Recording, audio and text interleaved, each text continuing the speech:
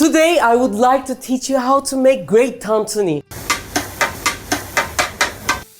Tantuni is one of the most popular street foods of Turkey. From the south side, it's very soft, thin layers of meat with incredible tasty juices. It's either wrapped in a lavash or it's in between a bread, but it is heavenly. And the good thing about it is I'm going to make it very simple to make, and I'm also going to include some tips that you cannot find anywhere in the world. Everything starts with preparing kind of the stock of this meat. Normally stock is either meat, vegetable stock or something, but now we're gonna make a spice stock. And for that I need half a cup of water, and I'm going to add some spices, red flaked pepper and isot. Isot is Urfa pepper, which is smoked red pepper like this, and sumac. You can find these kind of spices in bazaars, Amazon. Now I'm going to mix these all up. This is warm water, and some of the taste goes to the juice and it becomes a really incredibly tasty and a bit spicy juice like this. If you can't eat hot, don't put red pepper. Sumac is not hot. Urfa pepper is hot a bit, but not too much. So this is gonna be the juice. I want it to cool down a bit. Normally in stores that sell these tantunis, southern side, Mersin, they use cotton oil because they were one of the #1 producers of cotton in the old days. And how they put it in the pan is with a plastic bottle like this. I like the idea, so I want to show you how to make this plastic bottle into a nice spray kind of thing. I have a shish. You can use a fork, heat it up, make a small hole like this.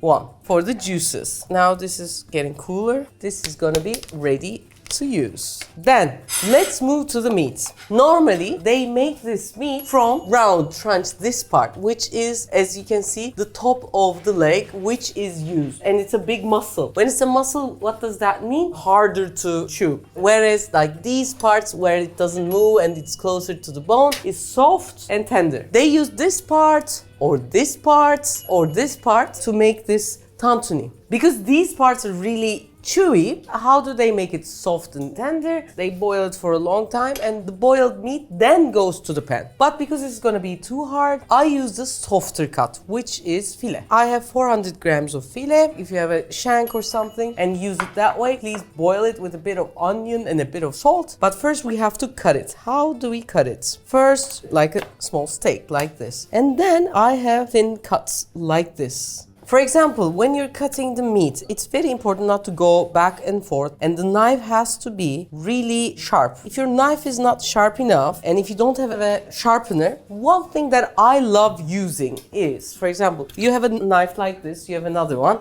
you're not sure whether this is sharp enough, use the other back of the knife to sharpen it. This is usually when I go to a friend's house. It's how I discovered it basically. They don't have a sharpener and they think that they buy a knife and think that they're gonna use it for life, but it doesn't work that way and they hate the knife. Use the back, watch your hands. It depends on the different type of knife, but this is like 20-25%. Tilt, go back and forth. It's important to make it equal on both sides. Done, clean it, and then it's ready. It's gonna be much sharper. Now we cut all the meat like this.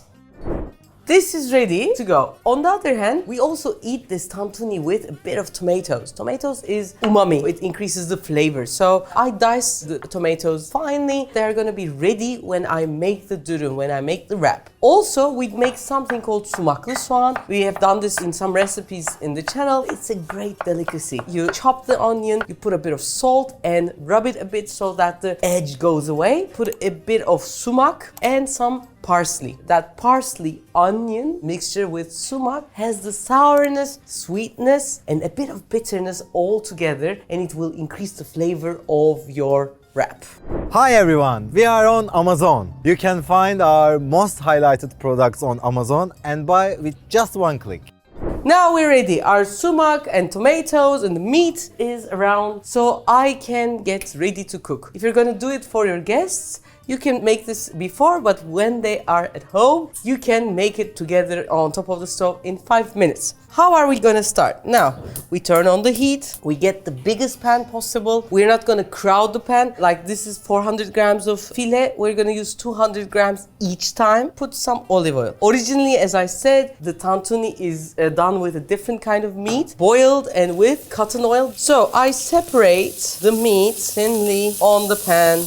Then we get the wooden spatula. As you can see, it's immediately browning. If we crowd it too much, it will get its water out. It will eventually boil its own water. We don't want it. We want the millet browning reaction. Then I put some salt as it starts to brown and a pinch of black pepper. Go around. As you can see, it starts to kind of have the Maillard reaction, the browning, which is the taste. I like that. But at the same time, as you can see, my pan starts to get in color. Now it's time to use this greatness. I shake it. Actually, this is deglazing, but the deglazing water is with sumac. It's almost done. I take the lid off, I put a bit more, and then teaspoon of butter for the final last minute taste. This is a Refika touch. Again, deglaze the pan, and this lavash gets in, soaks all the juice. Turn the heat down like this. Ooh. Ah. Another lavash gets in. Now I put the tantuni. The mistake that I always make, I try to put it in the middle. I have to put it here to roll. To this, put some onion with sumac. Yeah, and some tomatoes. I sometimes heat these tomatoes in last minute, but sometimes I like the contrast. And sometimes we put some pickles in, or we can eat the pickles outside. Then I roll it without turning the sides. And this is it. Gets in, whoop, like this. We have the pickles on the side. We eat this meat with lemons, definitely, and some parsley to the top.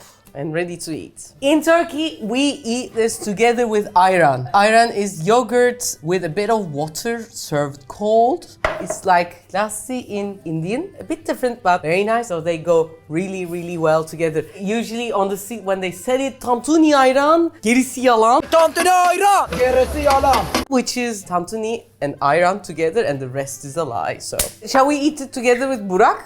Yes, we can. Shall we eat it together romantically or cut it? Try. I'll cut it in the middle. Okay. By the way, I think I ate it in Dubai that way when they make the tantuni with a bit of lemon. Yeah.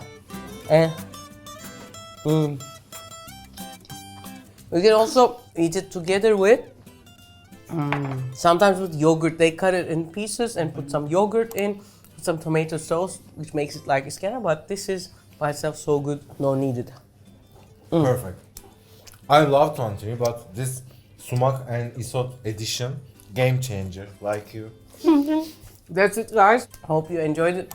Loads of love from Istanbul. And don't forget to like the video and subscribe. And if you have any street food that you want to be on this channel, please write them down.